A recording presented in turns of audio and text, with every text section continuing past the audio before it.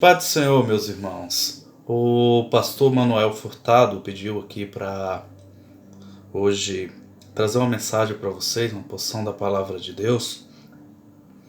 E como os irmãos estão? Os irmãos estão bem? Espero que sim, né? Apesar das dificuldades, das lutas que temos passado, o Espírito de Deus, a graça de Deus tem nos fortalecido, né, irmãos? Em primeiro lugar, eu queria orar a Deus, né? Pedir a Deus misericórdia, né? Estamos passando por tempos difíceis, tempos tribulosos, tempos que a peste está sobre nós, estamos aqui retidos em casa, muitas vezes alguns até sem poder sair para poder trabalhar, mas nós temos um Deus em quem nós podemos pedir o socorro, né? O nosso Deus é vivo, é eterno e fiel. Então vamos orar ao nosso Deus e pedir a Deus que fale conosco na palavra, né, meus irmãos? Porque a palavra é a fonte do conhecimento. A palavra é da palavra que nós vamos tirar todo o nosso alimento. Talvez aí na sua casa você esteja se alimentando da comida natural, né? Da comida. Vai no mercado, compra lá o feijão, o arroz, as verduras, as frutas, os sucos e você alimenta a sua carne. Mas como cristãos, temos uma alma, temos um espírito. O espírito vem de Deus. E para alimentar o nosso espírito, a nossa alma, precisa de um alimento espiritual, que é o alimento que vem do céu. E como a gente pode obter este alimento? A gente obtém este alimento da seguinte forma: meditando diariamente na palavra de Deus. Então, somente através da palavra, da meditação, do estudo, de ouvir alguém falar, né? Muitas vezes podemos aqui sentar, ler e meditar, mas também muitas vezes, igual vocês estão fazendo neste momento aí, pode ouvir alguém administrar a palavra. E a palavra tem que ser guardada no coração e, mais importante, ela tem que ser praticada. A palavra só faz efeito quando nós a praticamos. Porque eu ler a Bíblia por ler não vai adiantar em nada. Mas se eu ler, guardar e praticar, isso sim, aí sim vai fazer efeito em sua vida. Você irá mudar. Deus irá mudar a sua vida, porque você está seguindo o caminho que Ele está te orientando através da palavra. Amém? Vamos agradecer a Deus, pedir a Deus misericórdia, pedir a Deus força para que possamos passar por essas lutas, por este momento triste que está acontecendo agora no Brasil e no mundo. Amém, meus irmãos? Deus Todo-Poderoso, Pai, obrigado, Jesus. Estamos aqui neste momento, Senhor, para ministrar uma palavra para os teus filhos, Senhor. Pai, que não seja de mim, mas de ti, Senhor. Que a tua palavra venha falar no coração de cada um, Senhor. Neste momento, nessa tarde, nessa noite, no momento em que eles estiverem ouvindo este vídeo, assistindo este vídeo, Senhor. Pai, toca neles, Senhor. Derrama suas bênçãos sobre ele. Protege eles, Senhor, de graça, Senhor. Apesar do mundo dizer que não tem jeito, mas através de ti, da nossa fé, nós confiamos e temos certeza que tem jeito sim, porque através de ti sempre há um jeito. E sabemos, Senhor, que todos esses acontecimentos que estão acontecendo neste momento, ou já aconteceu, ou que há de vir a acontecer, isso é o que? Um prelúdio da sua volta, Senhor. E estamos aguardando ansiosos, Senhor, para o soar da trombeta. Estamos aguardando o soar da trombeta para que venhamos a subir e morar no céu, Senhor.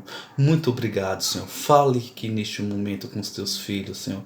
Que essa palavra venha servir de guia, Senhor. Que essa palavra venha servir de orientação, Senhor. Que essa palavra venha nos levar para os céus. Desde já te agradeço, Senhor. Muito obrigado, Senhor, para tudo sempre. Amém. Irmãos,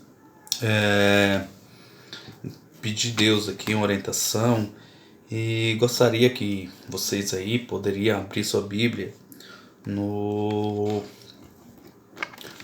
profeta Jonas. Jonas é um pequeno livro da Bíblia, dos profetas menores, bem pequenininho, muito fácil de ler, rapidinho você lê. Jonas também é bem conhecido. As histórias de criança na escola dominical era o praxe, né? As crianças ali sempre estudam ali que um profeta, por desobediência a Deus, foi engolido por um grande peixe. Desde quando eu era criancinha, pequenininho, já ouvi essa história. Mas a gente nunca para meditar na história de Jonas. Temos que parar. Muitas vezes a gente ouve a história, mas a gente não medita, não entende por que essa história está na Bíblia. Para mostrar o poder de Deus? Sim, para mostrar o poder de Deus. Mas somente isso? Para mostrar que um homem, através do poder de Deus, pode viver ali na barriga de um peixe durante 3 dias? Mas somente isso? Mas se a gente for analisar, tem muito mais ali. Tem muito mais aqui na história de Jonas. Vamos ler Jonas. Alguns versículos de Jonas. 1 e 2 por enquanto. E veio a palavra do Senhor a Jonas, filho de Amitai, dizendo: Levanta-te, vai à grande cidade de Nínive e clama contra ela, porque a sua malícia subiu até mim. Primeira coisa, quem foi Jonas? De onde Jonas veio? Simplesmente a gente vê Jonas aqui nesse livro somente? Jonas foi um profeta. Ele foi um profeta que viveu ali no reinado do rei Jeroboão II. Então, Jonas foi um profeta na época desse rei Jeroboão II, ali no meados do século 8. Jonas era filho de Amitai, né? Aqui no primeiro versículo já diz, ele era filho de Amitai. Jonas ali vivia numa cidade, ele veio de uma cidade chamada Gad-Rafé. Essa cidade ficava próxima de Nazaré, onde Jesus ali cresceu. Uma cidade bem... Então, essa cidade ficava próxima ali de Nazaré. Então Jonas era um cara conhecido. Jonas ali foi um profeta conhecido. No livro de 2 Reis, vemos que teve uma profecia de Jonas, que diz assim, Também este resistiu às fronteiras de Israel, desde a entrada de Ramate até a planície, conforme a palavra do Senhor Deus de Israel, a qual falara pelo ministério de seu servo Jonas, filho de Amitai, o qual era de Gat-Rafé. Isso aí está escrito em 2 Reis 14:25. Então Jonas era um profeta conhecido ali no reino de Israel. Jonas não era uma pessoa do acaso que Deus falou com ele. Mas ali, neste momento onde Jonas aqui narra em seu livro, Deus faz um chamado para Jonas. Ali há uma convocação. Deus fez um chamado. Deus chama Jonas para uma tarefa. Que tarefa seria essa? O que é que Deus estava chamando? A gente leu no versículo 1 e 2. E veio a palavra do Senhor a Jonas, filho de Amitai, dizendo: Levante e vai à grande cidade de Nínive e clama contra ela, porque a sua malícia subiu até mim. Então vimos que Deus ali estava ordenando Jonas a ir até uma cidade a pregar o evangelho. A pregar, porque aquela cidade estava em pecado. A cidade de Nínive estava em pecado. Onde ficava essa cidade de Nínive?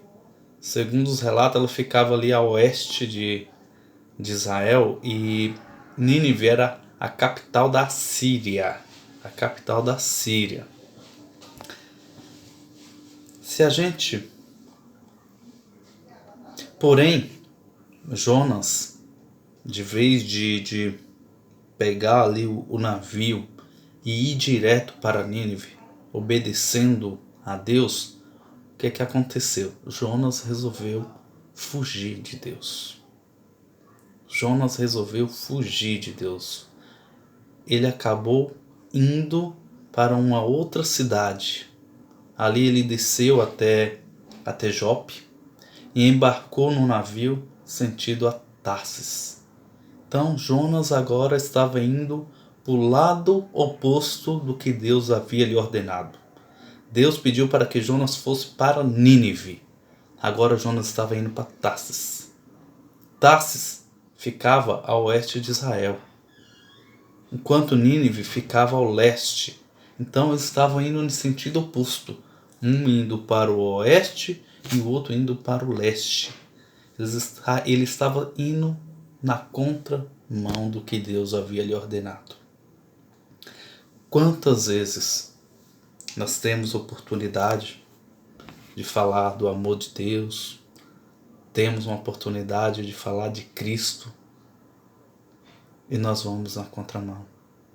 Nós ignoramos e não falamos de Deus, não falamos de Jesus. O Senhor muitas vezes nos dá a oportunidade de falar do amor dele. O Senhor nos dá a oportunidade de falar do amor dele, mas muitas vezes estamos igual Jonas. A gente lê a história de Jonas e fala assim, nossa, como Jonas está desobedecendo a Deus. Mas no nosso dia, se a gente analisar, também estamos desobedecendo a Deus. Deus nos orienta o quê? A falar do teu amor. Deus nos orienta o quê? A pregar a tua palavra. E muitas vezes temos oportunidade. Deus ali promove oportunidades para que nós falamos algo com alguém que ali precisa ouvir a palavra. E muitas vezes por vergonha, por timidez, ou muitas vezes ainda pior, escondemos quem somos. No trabalho, estamos escondidos, ninguém sabe quem é você. Se você é crente, se você não é crente. Se você é um cristão, se você deixa de ser um cristão, ninguém sabe quem é você. Simplesmente está fugindo de Deus. Simplesmente está fugindo de Deus. Peça misericórdia a Deus. Peça orientação. Peça orientação. Não desobedeça a Deus, não. Jonas ali desobedeceu a ordem de Deus. De vez de ir para Nínive, foi para Tarsis. O destino que Deus havia lhe dado, ele foi para o sentido oposto. A malícia em Nínive era grande, o pecado em Nínive era grande. E Jonas ali estava negando isto para o povo de Nínive, a salvação para o povo de Nínive. Mas, irmãos, tudo que a gente faz nessa vida tem a consequência. Existe a consequência de sair da presença de Deus. Jonas ali saiu da orientação de Deus. Jonas ali saiu da orientação de Deus. E ali Jonas entrou naquele barco e começou a viagem. E no meio da viagem o que? As consequências chegam. A consequência do pecado chega. A consequência da desobediência chega. E ali começou uma grande tempestade. E o barco era jogado de um lado para o outro. E os marinheiros ali os marinheiros do barco começaram a entrar em desespero. E Jonas entrou ali para aquele barco, foi até o fundo do barco e encostou ali no barco e dormiu.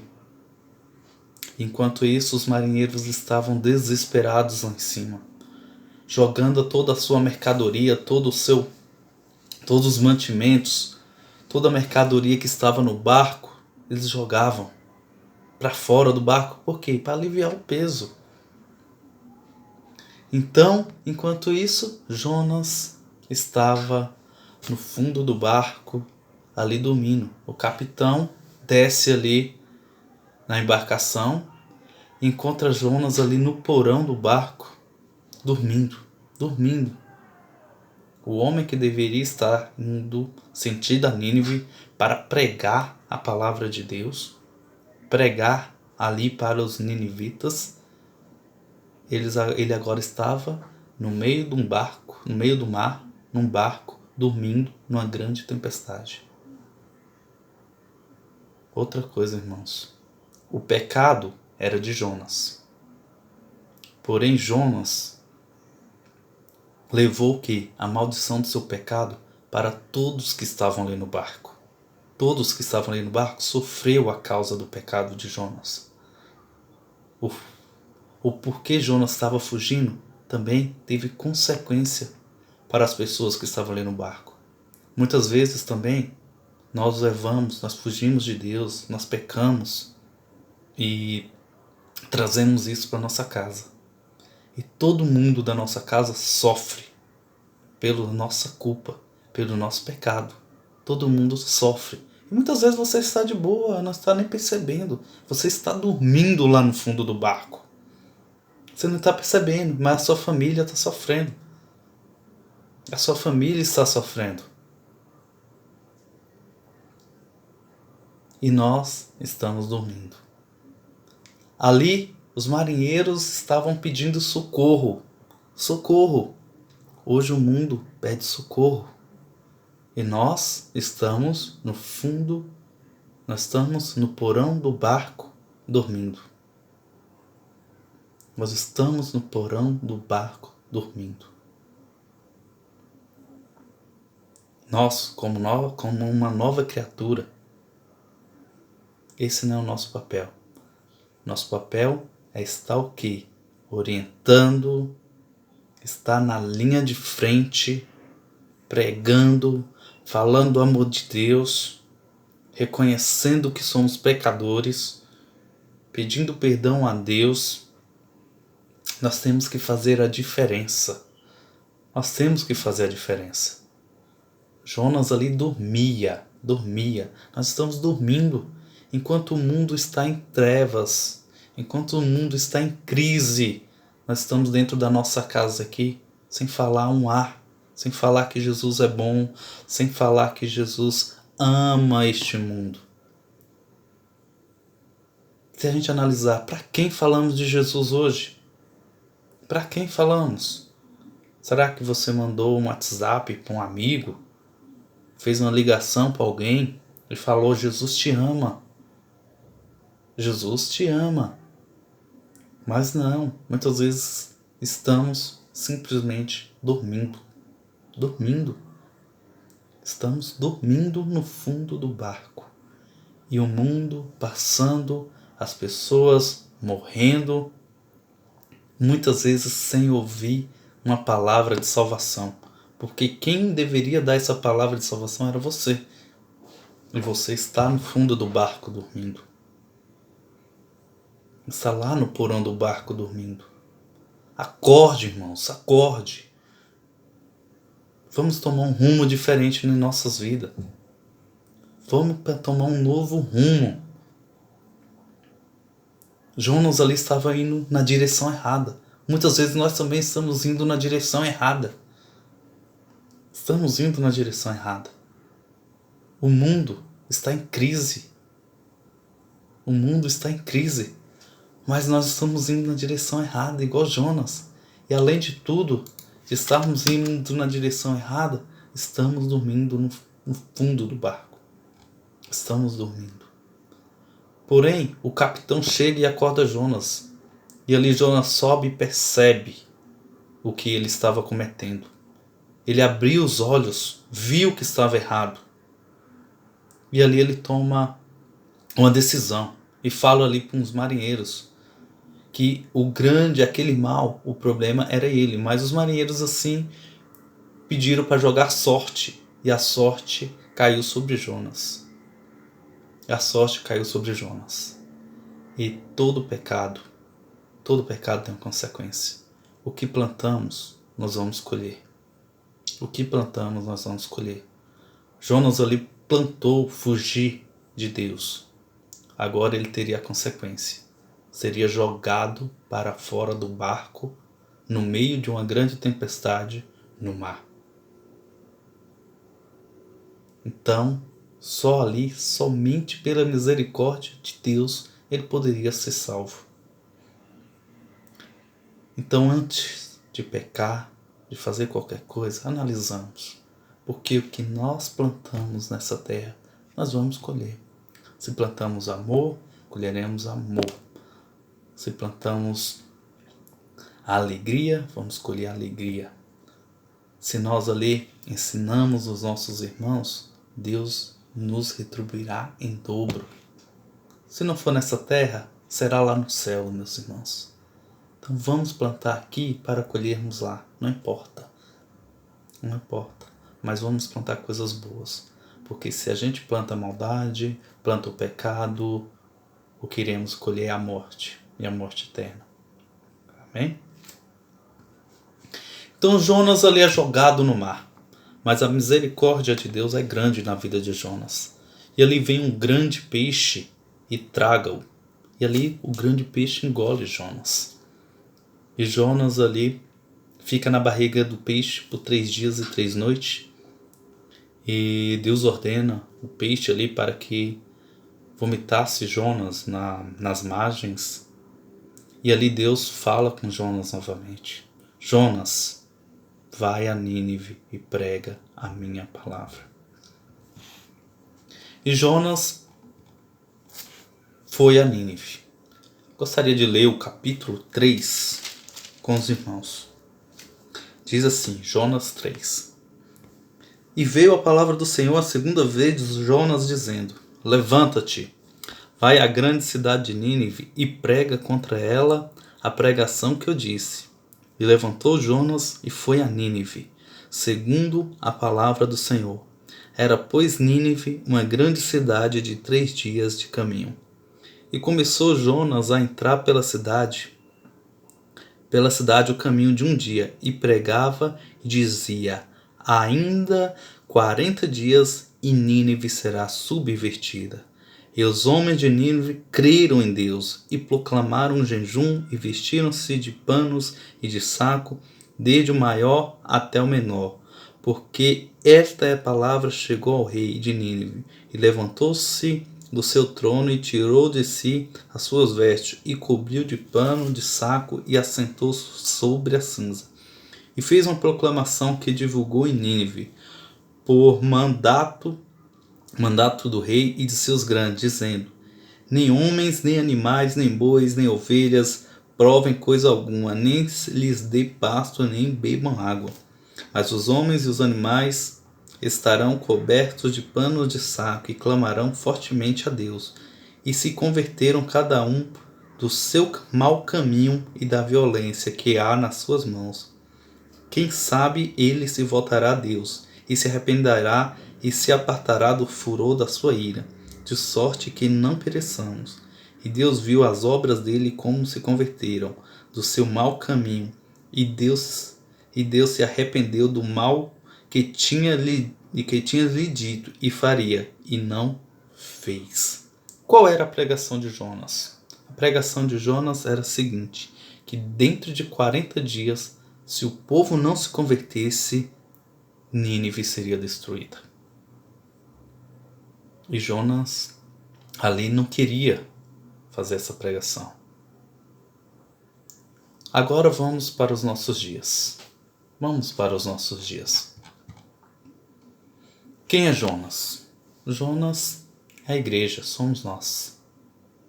Quem é Nínive? Nínive hoje é o mundo. E eu quero dizer para os irmãos, assim como Nínive ali tinha 40 dias, o mundo hoje está também chegando no final dos tempos.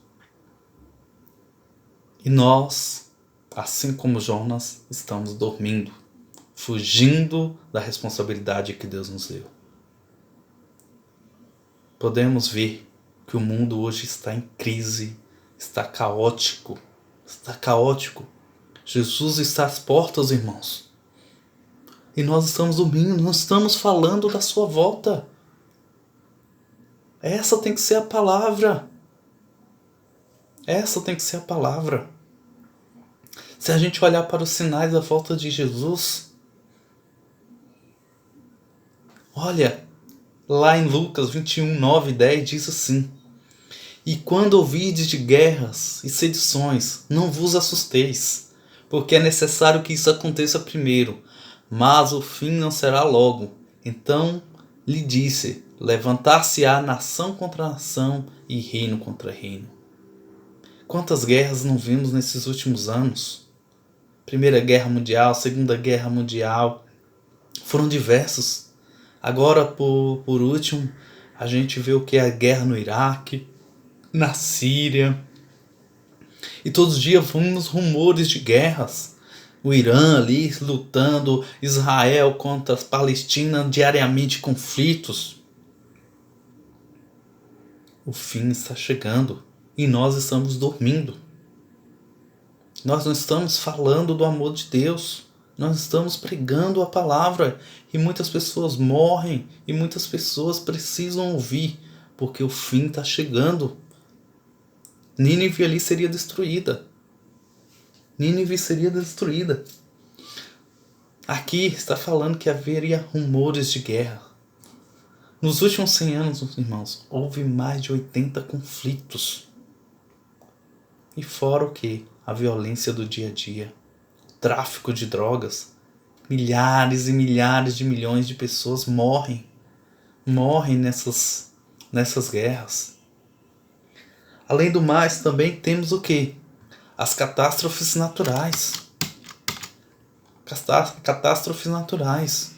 Em Lucas 21, 11 diz: E haverá em vários lugares grandes terremotos, fome, pestilências, e haverá também coisas espantosas e grandes sinais nos céus.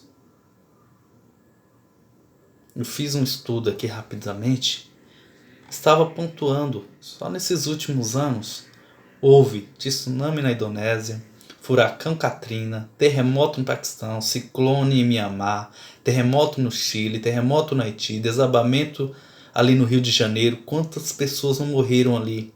Chuva demais, o morro desabou, milhares de pessoas morreram. Tsunami no Japão, tufão nas Filipinas, terremotos na Itália,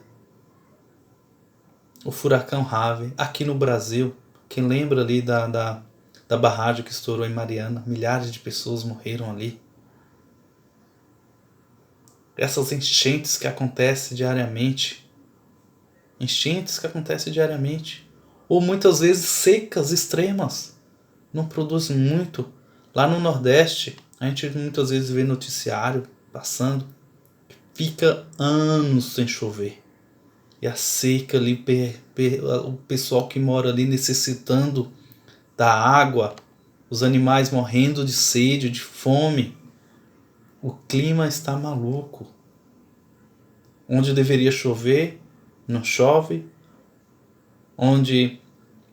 Ou muitas vezes chove demais, alaga tudo, destrói tudo. O clima está gritando. Jesus está voltando. O clima está gritando. Outras vezes, o que chega é a fome. Tem um relatório da ONU. O mundo precisa de mais de 10 bilhões para combater a fome em mais de 80 países. A África deve ser uma das áreas mais afetadas pela ameaça da fome em 2020. O alerta é do Programa Mundial de Alimentos, PMA, num relatório sobre focos globais a serem observados no primeiro semestre. Isso aqui, esse estudo foi feito no final de 2019. Eles não previam que teríamos o Covid-19. Então agora vai ser muito pior. A fome vai ser muito pior, porque a economia global está lá embaixo. A economia global caiu, porque nós estamos de quarentena, presos dentro de casa, sem poder trabalhar. Então, a quantidade de pessoas que vai passar fome vai ser muito maior, muito maior. Será milhões e milhões de pessoas que passarão necessidade. Isso é um sinal da volta de Cristo. Outra coisa que diz aqui no versículo que lemos: fomes e pestilências. Pestilências são pestes. Estava olhando aqui, esses últimos anos, grandes doenças destruiu a humanidade, como a tuberculose, a varíola, a gripe espanhola, a febre amarela, a malária, a AIDS, o câncer, a poliomielite, a dengue, que mata milhares de pessoas. Todo dia aparece uma doença nova, todo dia aparece uma peste nova. E agora, por último, vem a Covid-19. O que está destruindo a humanidade, destruindo a humanidade. E não tem quem pregue. Ou muitas vezes, de vez de pregar Cristo, está pregando dinheiro, bem-estar social, pregando ego. Nós estamos nesse mundo para vencer o maligno e falar que Jesus é bom, que Jesus salva. Nós não estamos aqui para ter um bem-estar social. Nosso bem-estar social será lá na glória. Então temos que plantar bênçãos aqui com o destino de colher lá nos céus, não aqui na terra. Podemos receber bênçãos aqui na terra. É muito bom, irmãos. Mas o nosso objetivo principal é morar nos céus. Outro sinal, o aumento do pecado. O ser humano hoje é ingrato. É ingrato. Em Mateus 24:12 diz: e por se multiplicar a iniquidade, o amor de muitos esfriará.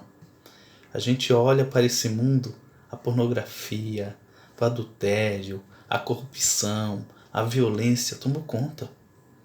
O Brasil, a gente olha aí pelo Lava Jato e vê a quantidade de pessoas ali que é presa diariamente, roubando do poder público, roubando de nós. Muitas vezes tem medo de sair na rua com medo da violência. O mundo está no maligno. O mundo está no maligno. Outro sinal, meus irmãos, é a multiplicação do conhecimento. Em Daniel 12:4 diz: e tu, Daniel, encerra essas palavras e sela este livro, até o fim do tempo. Muitos correrão de uma parte para outra, e o conhecimento se multiplicará. Estamos no final dos tempos. Será que o conhecimento não se multiplicou? A ciência não avançou?